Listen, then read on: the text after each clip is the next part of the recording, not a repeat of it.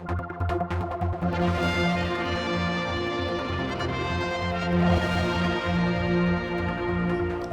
I'm joined on the line now by the man who's looking into the future of broadcasting in the Isle of Man. As you know, there's a select committee set up, and John Myres is renowned in the radio industry for sorting out things, buying stations, making lots of money, and basically being a bit of a troubleshooter. Mr. Myres, good day. Thanks for joining us. My pleasure. Were you surprised to get this call to come to the Isle of Man?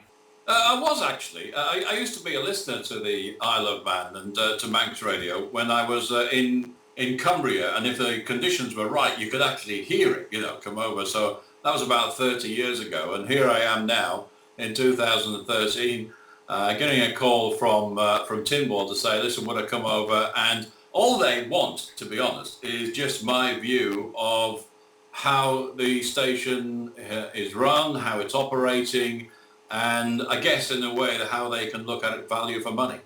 I mean, I'm not bigging you up or over bigging you up here by saying you are seen as the man in the radio industry. You know it all, basically.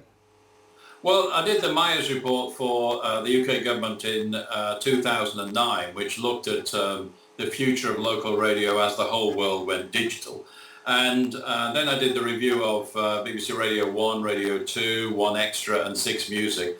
And that was really similar to this, really. What they wanted me to do was to go in and say, where are they wasting money? Where could resources be better placed? What is the future of these stations? And they did that, and that was very well received. And it was on the back of that they asked me to go and review the whole of BBC local radio in England. And I went around there, and, they were going to make huge cuts of about £15 million. And I went around, and actually I found pretty much in favour of BBC local radio. I said they do a great job. They do an awful lot of local content, and the cuts that they were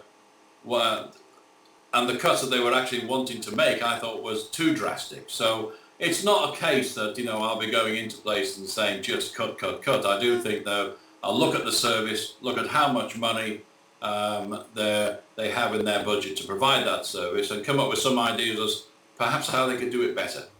And you'll do this by what? Just shadowing people when you come to the Isle of Man and go into Manx Radio? I do it in various different ways, and I like to just wander about. I know that sounds a little bit different, but I like to go and see the management and get their view of life.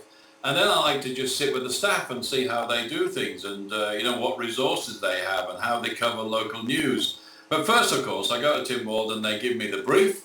And the brief is really just to review what they're doing. Is it value for money? Is there a better way that they could do it going forward? Can the taxpayer in the Isle of Man, is this really the way that their local radio station should be run going forward? So all that sort of stuff, really. And so I'll talk to an awful lot of people, but not just those people at Manx Radio. I'll be talking to their competitors. I'll be talking to some of the island's biggest advertisers about their view, the big opinion formers in the island, and of course I'll be wandering around talking to members of the public and looking at research and all the documentation. But in the end, it's just my view of life at the end of the day. Well, I was going to ask you that. I mean, are they going to act upon it? I mean, what's the outcome going to be?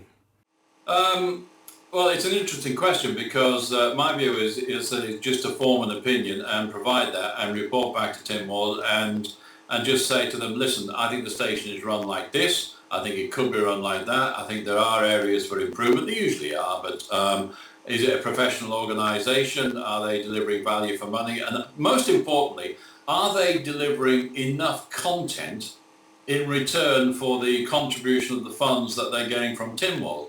And I think that when you're a commercial operator, you can provide the content that you think your audience wants because all you're living by is the advertising that you receive. It's quite different here, very similar to the BBC, but not exactly like the BBC, in as much as they're saying, look, we're giving you money, and for that money, what are you providing the listeners in the Isle of Man? So I'll be looking at that, and then it's over to Tynwald. They'll form a view, and they'll rather throw it in the bin, or they'll say, good idea, we'll do some of those. Are you surprised that the size of the Isle of Man actually has 3 radio stations, for instance? Well, I was surprised because I'm not so sure that they're all sustainable, to be honest with you. 3 radio stations of the size of the Isle of Man. And it was interesting, the information I've gleaned so far. I think the commercial stations, I think this year are, I think one of them's barely profitable or just profitable. One of them isn't profitable, and I think Manx Radio survives, but it's got a very different agenda. So I don't think you can compare what Manx Radio does on the air to the commercial stations. But my guess is there's room for one good commercial station. There's probably room for one public service broadcaster, which is Manx Radio. But they are set up very differently because Manx Radio, as you know, not only receive money from Timor, but they also receive money from advertising. So it's a very, very different landscape, and I'm actually looking forward to seeing how it all works. I mean, Manx Radio will tell you they've got pretty good audience figures, still over 50%, and the actual chairman challenged me to be almost unpatriotic to even think of a future without Manx Radio being owned and run by the Isle of Man government and being, a Manx entity. Well, I think you have to have an open mind. I think anyone that doesn't have an open mind about how they do things, then they tend to find themselves over time into a bit of trouble, But I'm certainly going with an open mind because it's an area that I've not actually seen before, so I'm genuinely interested in it. And no one has the monopoly on being right. So it is about a view of life, and it is about opinions, and it's about sharing that knowledge. So I'm actually there to do a lot more listening than I am telling.